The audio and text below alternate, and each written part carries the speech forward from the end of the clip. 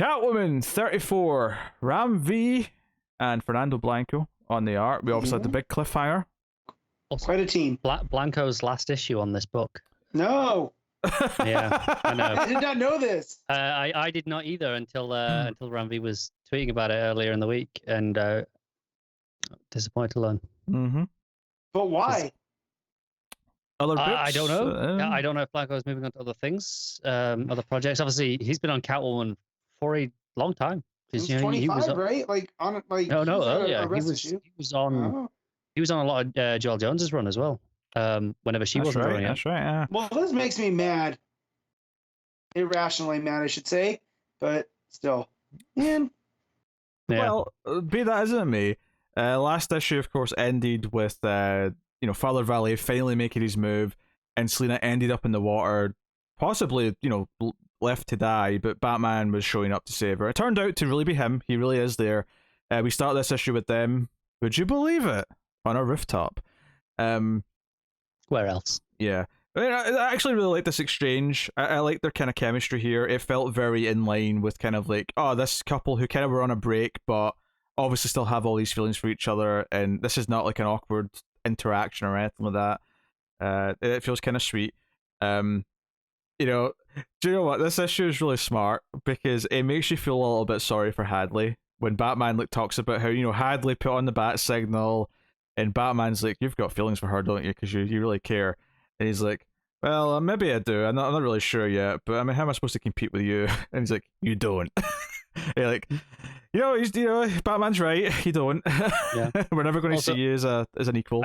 I love that sequence just in the art, the coloring. It's all just faded just slightly, not like massively, not enough that it hampers your reading, but it's distinctly more muted than that first page that you immediately know, oh, this is a flashback.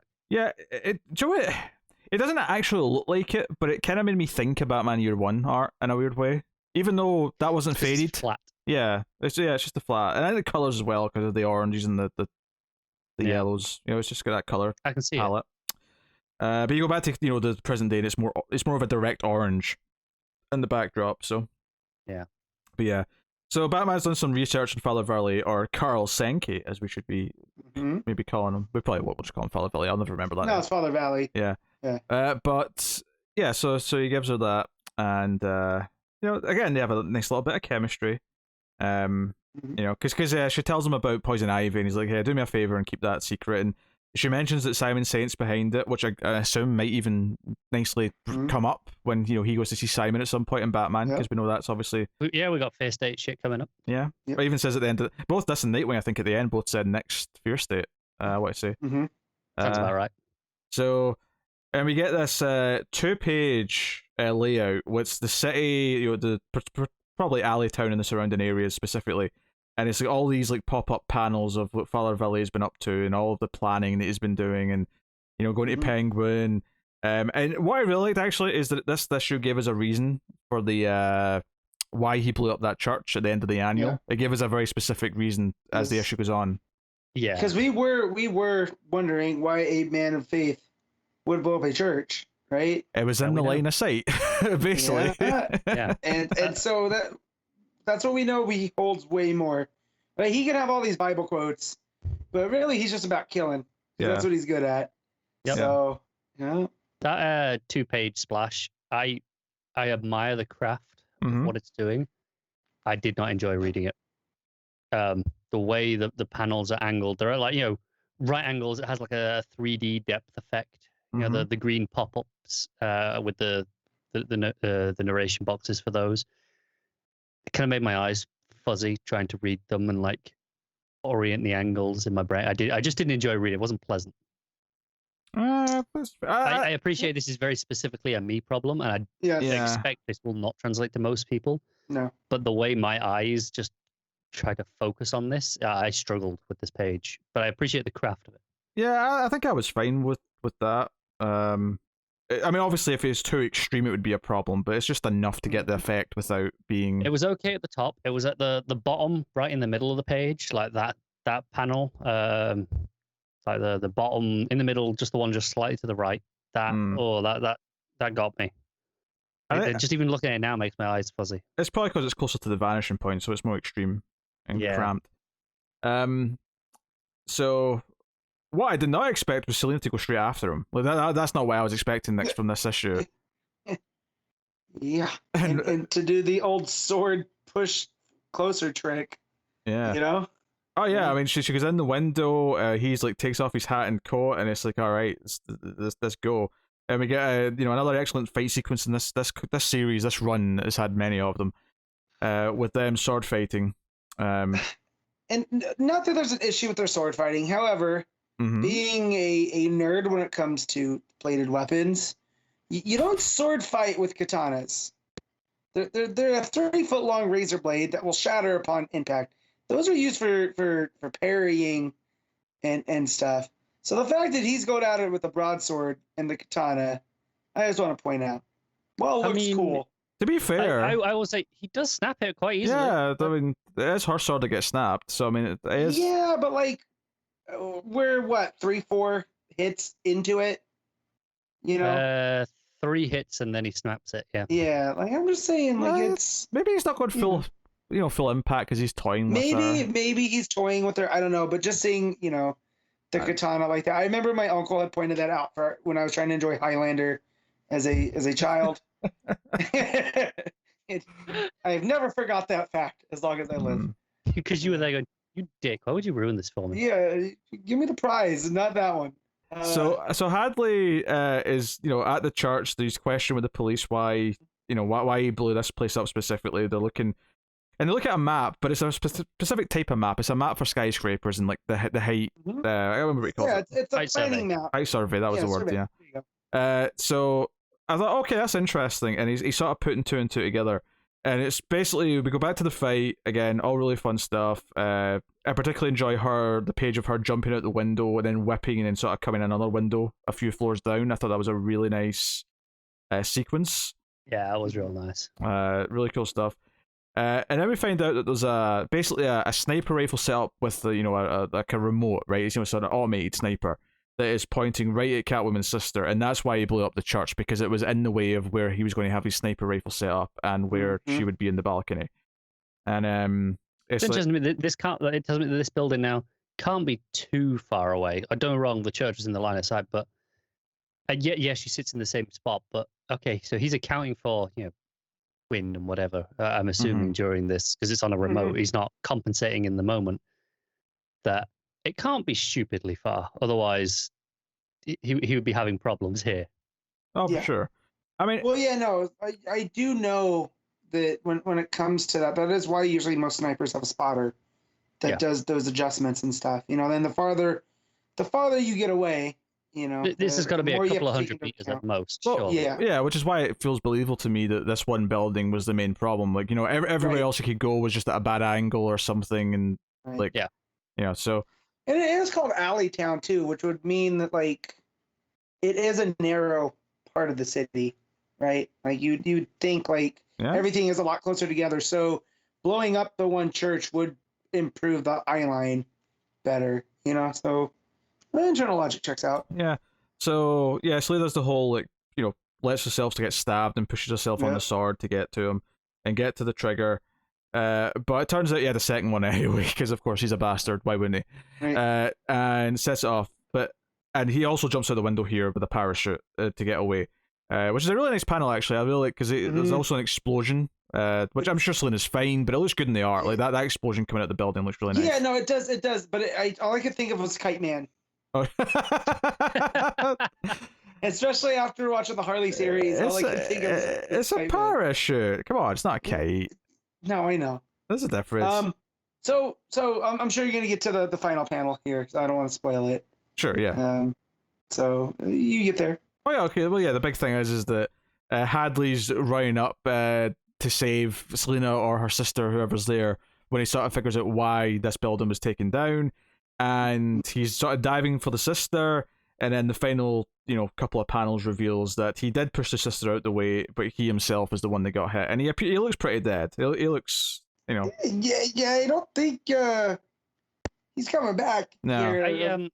I hope he's dead, and not in a sense of I dislike him, but it would feel cheap if he's not. And I agree. If it feels like a death, and we knew, right? He was 4 days from retirement as soon as he told Batman about Selena that he had moved here to help her and stuff, right? Like, we knew he was not long for the rest of this. Well, yeah, like the start of this issue makes the point of just making us like him a bit more than we did before, just enough that okay, this feels believable.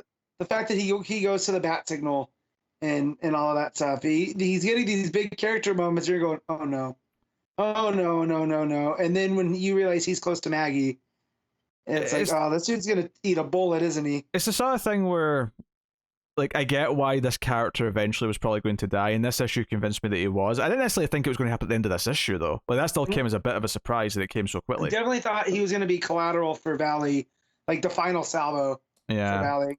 You know what I mean? Like, not here, but I definitely was like, oh, he's 4 days from retirement. But it is smart, though, to give us that little feeling of, like, oh, I feel a bit sorry for him because he is kind of this... Yeah. He's the guy who's always going to be pushed aside because he's not Batman. And you feel a little sorry for him. Just learned his name. We just remembered his name. That's how we should have known. Yes. Because we used to just call him the cop that followed him. Exactly, yeah. As soon as you learn the name. That was Hadley. And we're like, oh, man. Huh? Yeah. Them's the rules. It's a good ending, though. Is it honestly, it made it feel like a big deal. It makes Valley feel like a real threat again still because, okay, Selena was able to just survive the fight, but someone who we know actually died and hopefully is like properly permanently dead. So you know how in Morrison's Justice League, Prometheus ran through the Justice League, or was the JLA, and then Selena dropped him with a whip shot right to the crotch. I would love for Batman just to show up and one punch Valley, right? Just like, I think that would be a nice symmetry. Yes. Matt, I hate you. You just ruined the ending of this issue for me. Why? Because I'm looking at this last page now, and it's it's Valley parachuting out, and all I can think is him injured, and I'm just hearing Chuck from the Harley Quinn show going, hell yeah, just as he's going down. That's what made me think of it. Is he barely screams out? Yeah, I'm sorry. That was my first thought when I got to that page. It was like, oh no, Valley got away. It was like, oh, Kite Man. Oh dear. It's a very good issue of Catwoman, with phenomenal art. Action sequences are great. Yes, I don't remember who's taking over for art duties. I'll have to go back and check the solicits for the following month just to find out. But it'd be a shame to lose Blanco. And I appreciate the touch that there was the callback to. I think it was the first issue of Ramby's run, not 25, the first actual issue. I think it would have been 26, with the tiger. Yes.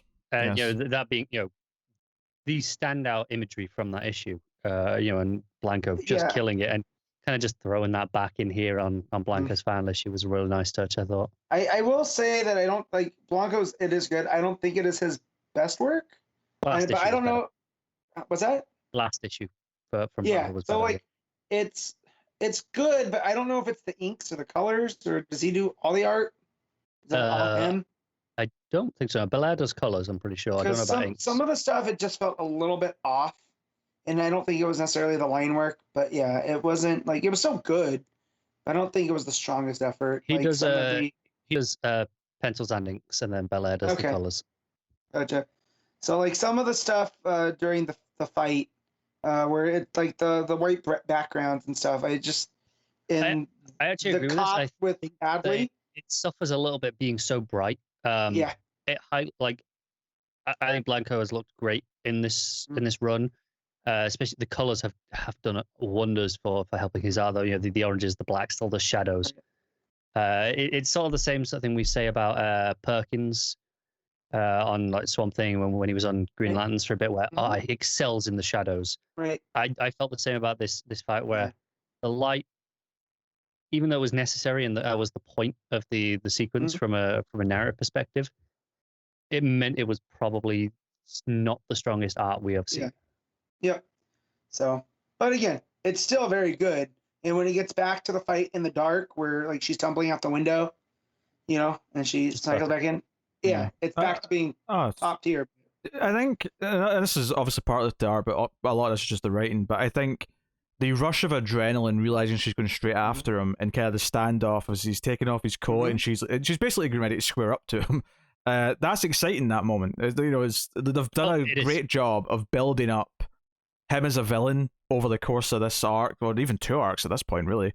of like the slow build to him finally making his move, and then the idea of her saying, "No, I'm going to stand, mano a mano," effectively. And it's not the end of it because he gets away, but he tried to kill his sister, which makes it even more personal than it's ever been. Yeah. Most people that come after Maggie don't survive. So, not since Black Mask, anyways. So, yeah, we'll see. We'll see where that goes. Matt, what are you giving Catwoman 34? I'm going to give this an 8.5. Connor? I'm going to give it a 9. Excellent. I will give this... I'm kind of torn between your two scores, to be honest, because I think they're both kind of arguably quite fair. I'm going to go with probably 8.5, I think. I think if in doubt, round down. If in doubt, round down.